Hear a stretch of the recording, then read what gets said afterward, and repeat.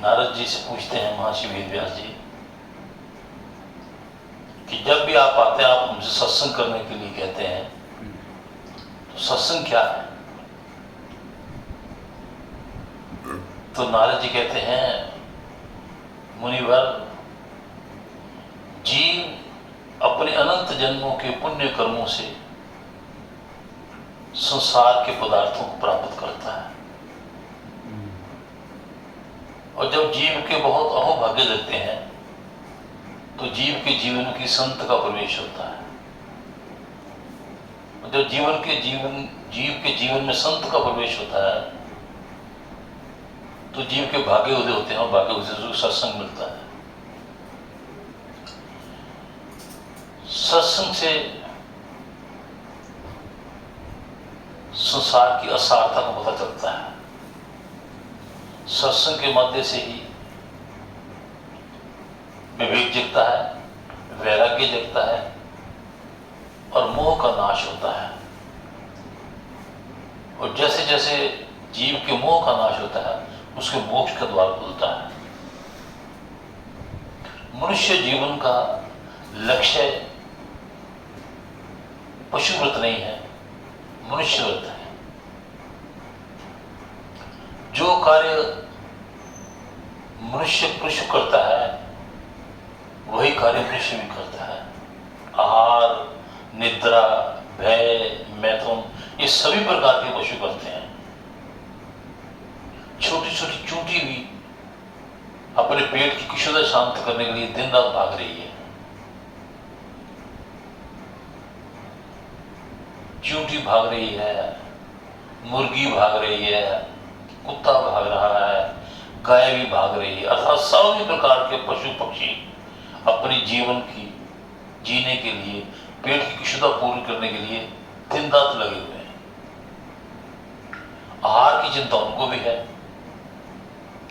आहार ग्रहण करने के बाद उनको निद्रा भी आती है, और भय में भी रहते हैं। और छोटी सी चूंटी ले लो, उसको भी मारने की कोशिश करो, वो भी जान बचाने के लिए इधर उधर भागती है। उसको भी शील का मैं मारना चाहूं, ये भय उसको भी है। और ये अपना प्रजनन करने के लिए, अपनी जाति को, अपने परिवार को आगे बढ़ाने के लिए वही क्रिया करते हैं जो मनुष्य करते हैं। अर्थात आहार, निद्रा, भय, मैथुन, ये सभी प्रकार की जोनियों में है। यदि मनुष्य भी इसी चार प्रकार के अपना जीवन व्यतीत करता है तो वो जीवन क्या है? पशुव्रत। मनुष्य जन्म मिला है केवल और केवल मोक्ष के लिए। साधन धाम मोक्ष का ये साधन है। जैसे नदी पार करने की नौका है, इसी प्रकार ये 84 लाख जोनि रूपी समुद्र को पार करने के लिए ये मनुष्य शरीर रूपी नौका है। इस नौका पर बैठकर चाहे तो जीव आवागमन में अनंत जन्मों से भटकता रहे, या इसी जन्म में मुक्त हो, आवागमन से मुक्त हो जाए। तो आवागमन से मुक्ति के लिए जो चार मार्ग हमारे सनातन ने बताए, उसमें एक मार्ग बताया गया जिसको ज्ञान का मार्ग कहा जाता है। ज्ञान कहते हैं जानकारी, परिचय। जैसे मान लो अमीर चंद जी के निवास स्थान पर किसी ने आना है, तो जिसको रास्ते का ज्ञान है वो तो 5 मिनट में पहुंच जाएगा, और जिसको रास्ता ज्ञान नहीं वो पूछेगा कहाँ हूँ, कौन से मोड़ पर टर्न करूँ, कैसे पहुंचूं। इसी प्रकार जब आपको ये ज्ञान हो जाएगा कि मैं उस परम पिता परमात्मा के अंश हूँ, मैं राजा का पुत्र राजा हूँ, मैं शरीर नहीं हूँ, तो ये रास्ता ही आपको उस मंजिल पर ले जाएगा जहाँ जाकर आप आवागमन से मुक्त हो जाओगे। जिसके लिए उपनिषद कहता है ऋते ज्ञान त्या मुक्ति। हे जीव, तेरी ज्ञान के बिना मुक्ति नहीं है। भक्ति, सत्संग, कर्म योग, ये सारी आधार है, भूमिका है। जैसे इस मकान को बनाने के लिए प्रथम इसकी नींव बनाई गई। इस प्रकार भक्ति, कर्म योग ये नींव है, ध्यान योग नींव है। अंततः मंजिल क्या है? अहम ब्रह्मास्मि, मैं ब्रह्म हूं। अपने भीतर अपने स्वरूप की पहचान करो। इस स्वरूप की पहचान के लिए हम लगभग पिछले 1 वर्ष से यहाँ श्री अमीर चंद जी के निवास स्थान पे सत्संग निरंतर धारा प्रवाह हर रविवार के रविवार चलता है। सत्संग 2 प्रकार से होता है। एक होता है किसी लोग या लाभ के लिए, एक होता है सोहंत सुहाय, अपनी आत्म तृप्ति के लिए सत्संग होता है। यहाँ हम जो भी सत्संग करते हैं ये आत्म संतुष्टि के लिए, अपने ज्ञान के लिए, अपने गुरु की कृपा के लिए, कि जो हमारे प्रसाद पास गुरुदेव का प्रसाद है वो प्रसाद आपको पहुंचे, हमारा कल्याण हो और आपका भी हो जाए। कुछ तुलसी जी महाराज से पूछा गया था कि आपने मानस की रचना की है, इसका उद्देश्य क्या है? तो वह सोहम तो सुखाए तुलसी रामायण का था। हमने अपनी आत्म की तृप्ति के लिए जो प्रभु की कृपा से इसकी रचना की है, इसको पढ़कर कोई लाभ लुटाना चाहे कोई इसमें इतराज नहीं है। तो बीजन जी आपको धन्यवाद। 1 साल हो गया है आपके निवास स्थान पे, हरि कृपा से सत्संग चल रहा है। ठीक है, प्रश्न है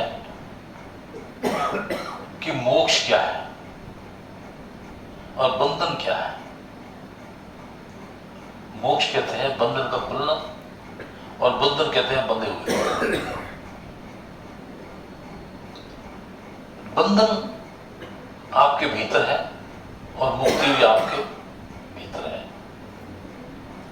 यदि आपने अपने आप को संसार से बांध लिया कि ये संसार मेरा है, तो आप बंधन में हो। यदि सत्य से परिचित हो गए संसार मेरे लिए है, मेरा नहीं हो, तो आप बंधन में नहीं हो। जिस समय आपको यह ज्ञान हो जाए, सत्य से एक श्रवण हम रोज करते हैं, संसार ऐसा ही है, संसार किसी का नहीं, वही श्रवण करते हैं, लेकिन उसको अनुभव से नहीं जानते। अनुभव कब होता है? जब आप अपने भीतर अपनी प्रज्ञा में शामिल हो जाते हो, फिर अनुभव होता है। सत्य को सुनना, सत्य को जानना, सत्य को मानो, सत्य में रमन करना, ये तीनों चीजें अलग अलग हैं। ये सभी कहते हैं आत्मा परमात्मा है, आया है क्या लेके जाएगा, सब गलत सुना हुआ है। खाली हाथ आए थे, खाली नहीं, खाली हाथ नहीं आए, अनंत वासनाएं लेकर आए थे, अनंत वासनाएं लेकर आए थे, जिनके कारण ये शरीर ने रूप धारण किया। जाओगे अनंत वासनाएं साथ ले जाओगे, लेकिन अनंत वासनाएं लेकर आए थे, उन वासनाओं से निवृत्त होकर, इन वासनाओं को यहीं छोड़कर जाओगे तब मुक्त हो जाओगे। खाली हाथ नहीं जा रहे, खाली हाथ जिस जाओगे उसी दिन आपका फिर आवागमन नहीं हो जाएगा, फिर आवागमन समाप्त हो जाएगा, सिमरन आ जाएगा। सिमरन जाता है, सिमरन में यही रह जाता है जब ज्ञान हो जाता है। जब ज्ञान हो जाता है, जब देखो एक होता है ध्यान करना, हमारे गुरुदेव के जब ध्यान ही ध्यान रह जाए, ध्यान ही ध्यान करो, ध्यान का ध्यान ही ध्यान में लय हो गया, तो सिमरन किसको करेगा? मेरे सामने अमीर चंद जी बैठे हुए हैं, मैं बोला अमीर चंद जी, अमीर चंद जी, अमीर चंद जी, अमीर चंद जी, अमीर चंद जी, तो बात बनती नहीं ना। जब तक मैं अज्ञानता में हूं, अमीर चंद जी, मैं आप मेरे सामने बैठे हो लेकिन पहचान नहीं है, तो मैं चला रहा हूं अपने चिवार में अमीर चंद जी, अमीर चंद जी, अमीर चंद जी। जब तक मेरे को पहचान नहीं है तब तक पुकारना मेरा धर्म है, तब तक पुकारना मेरा धर्म है। लेकिन जब मेरे साक्षात्कार हो गया कि ये मेरे सामने बैठे हो, फिर किसको पुकारूंगा? पुकारने वाला भी मीर चंद है, पुकारने वाला भी मीर चंद है, और दोनों एक हो गए, फिर भेद क्या रह गया? अज्ञानतावश भेद है, ज्ञान में भेद समाप्त हो गया। जब हम किसी मंजिल पर पहुंच गए, जैसे मान लो आपने दिल्ली जाना है, तो रास्ते में स्टेशन देख रहे हो, अम्बाला आ गया, पानीपत आ गया, करनाल आ गया। दिल्ली पहुंचने के पश्चात अम्बाला या पानीपत करनाल की वैल्यू है? फिर कोई वैल्यू नहीं है, दिल्ली पहुंच गया। जैसे ही आप अपने भीतर अपने स्वरूप को जान जाते हो, तो फिर कुछ जानना शेष नहीं रह जाता।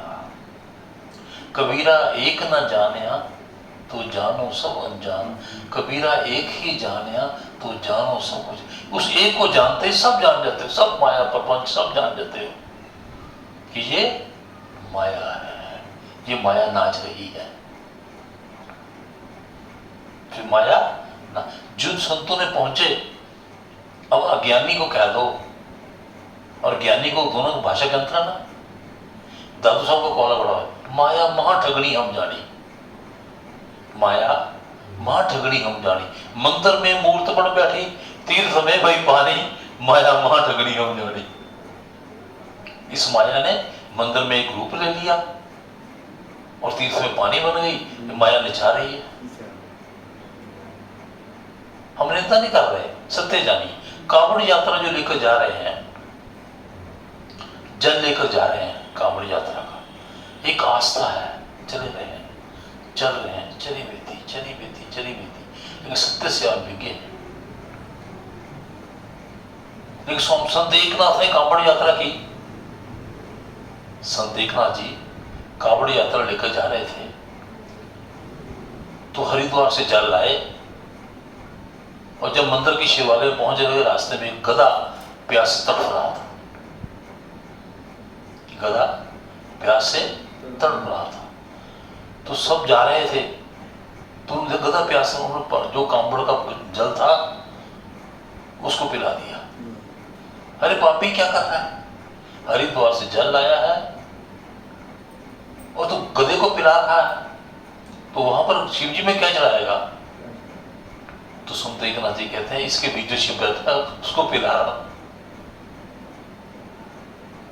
जैसे ही दोनों घड़े जो जल के बर्तन थे उनको पिलाए, बीच से हरि प्रकट हो गए। क्योंकि जो सत्य जान गया ना कि इसमें वही है जिसको मैं ढूंढ रहा हूं, उसी समय एकनाथ जी को साक्षात्कार हो गया कि जिसके बीच जो बैठा हुआ है वो वही है जिसको मैं जल देने जा रहा हूं। और ये भेद है, जिसमें भेद जान गए तो माया महा ठगनी हम जाने। ये माया ठग रही है, अभी संसार माया में गल जा रहा है। लेकिन जिस समय आप अपने स्वरूप से परिचित हो जाते हो, तो माया नाच बंद कर देती है। फिर माया नाच नहीं करती। पता है जिसका आगे नाच रही हो मेरे स्वरूप को जानता है। अज्ञानी के आगे माया नाचती है, ज्ञानी के आगे माया नाचती है। ज्ञानी माया का नाच जान जाता है क्योंकि माया नाच रही है। जीव माया पीछे दौड़ रहे, जीव मायाबद्ध है, जीव मायाबद्ध है। आत्मा माया में निर्लेप है। लेकिन जीव जिस समय अपने स्वरूप को जान जाता है तो माया से मुक्त हो जाता है। जिस समय हवा को ये पता चल जाए कि साइकिल के टायर में मैं हूं, स्कूटर के टायर में मैं हूं, कार के टायर में मैं हूं, हवा सूक्ष्म है ना। हाँ, हवा फुटबॉल में मैं हूं, तो सब में हवा तो एक ही आकार अलग अलग है ना, आकार अलग अलग है। अब साइकिल के टायर, साइकिल का जो ट्यूब है वो हंकार करे,